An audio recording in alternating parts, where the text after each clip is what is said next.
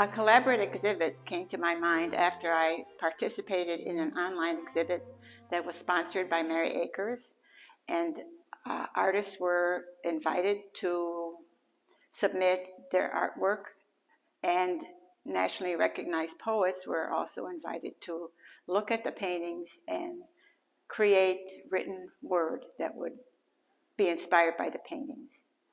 Then I thought it might be a good idea to include the Tomoka Poets Society artists, and I invited those artists by sending additional images to them, and they produced some wonderful poetry. So after that exhibit, I thought, gee, it would be a great idea to have that exhibit here at the Art League. And then they came up with the idea of combining sculpture with the written word and the paintings. So that's how this exhibit came about.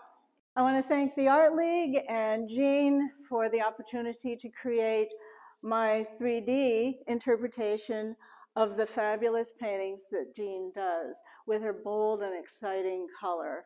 I had a lot of fun, and when these were put next to the painting I saw for the first time the other day, I was very pleased with their discussion with each other. Oh, Nancy, you really created a terrific impression of my artwork.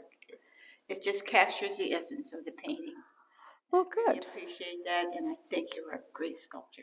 Well, thank you. You taught me how to respond to this type of impression.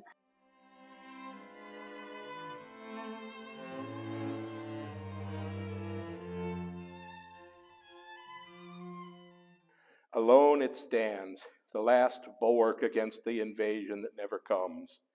A great red sphinx looming over the cliffs, guarding the waves and clouds, outwardly alert. But inside, the fortress echoes with barrenness. The last of its platoons melted away, returned to their lives as businessmen, farmers, servants. Its meaning gone, its use now useless. It slowly, meaningfully crumbles away. Only the gulls, wheeling and crying among the cliffs, man the battlements, prepared to do battle with the weather and advance in conquest upon the fish.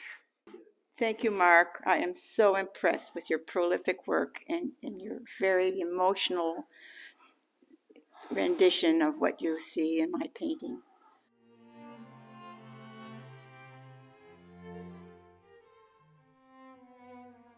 This painting was inspired by a book that I read about a little girl who was sexually abused. I painted a series of sexually abused paintings, and the partner painting with it is the same story of that sad little girl standing in front of her home, feeling abandoned by her mother. Her heart thunders in her chest. She sees Mommy kissing that man. Barbed wire cuts into her unnoticed as she tastes salt on her lips. Pain pulses. Her mind screams, "Mommy, do you know? He hurts me, Mommy. Mommy? Mommy?"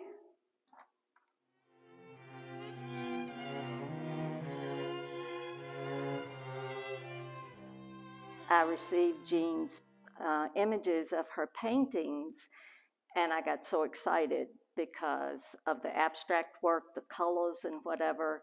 And my sculptures normally tell a story.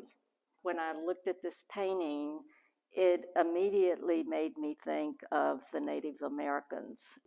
The female on top represents what I would consider the female in this painting. So it was really a joy to do. And Patty, you really captured the essence of this painting too, because it represents the Trail of Tears. And you've picked that up, and I'm so pleased, and that it so represents what I did in my painting. I think it makes a good combination. Thank you, Jane.